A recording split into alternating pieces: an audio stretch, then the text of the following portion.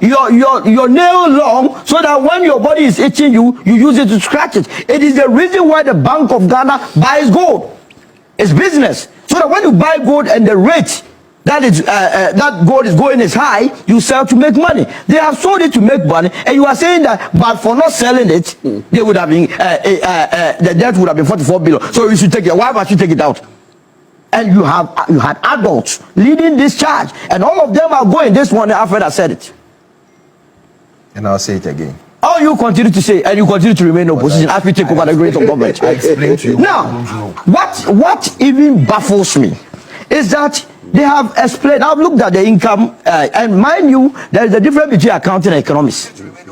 I see a lot of them speaking economics, but what the Bank of Ghana presented is pure accounting, and that is why you have other comprehensive income.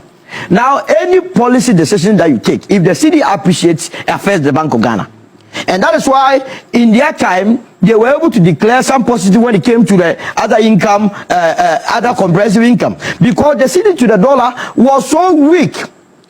Now, $100. Let's do a simple mathematics. If you have $100 today, at today's rate, let's say, take it, it's even 10 to 1 is to 10. It means $100 will be 1,000 cedis. Now, the same $100 during their time, if you were to take it to be 1 is to 14, will be 1,400. That is the simple analogy of the cost we are dealing with. It's not as though the Bank of Ghana had gone to trade in anything. By virtue of the appreciation of the Ghana cedi, and because our accounting is recorded in cedi, you will definitely see reduction. That is to the general well-being of the economy. And why must anybody do politics or jandam with this? That because they have been able to stabilize the macroeconomic environment, they say what? Look, Amin Adam that wrote the letter, and I can strongly believe that he has not shared this letter with the mission chief. I can bet my last person, because it was for entertainment. As he himself said, it is my pleasure.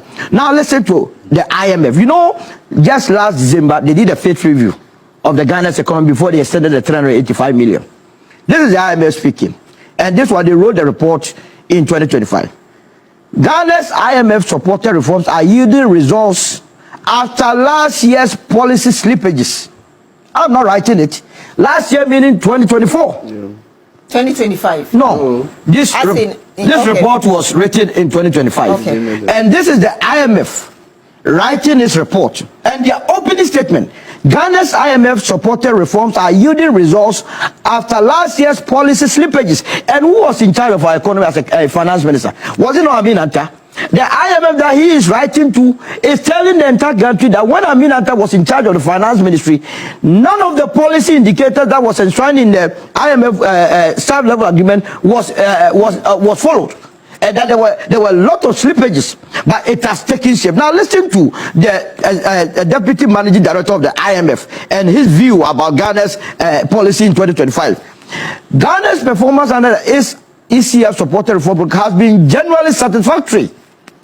The authorities have shown strong program ownership by decisively implementing ambitious corrective actions after the 2024 policy slippages. You see, so the very IMF that you are going to, they are very much aware of this economy. By the way, is Amin Adam a member of the Finance Committee of Parliament? He's a ranking member. When an audited financial is prepared, where is it taken to? Is it not Parliament of Ghana? So the Parliament of Ghana will have the benefit of, as it were, diagnosing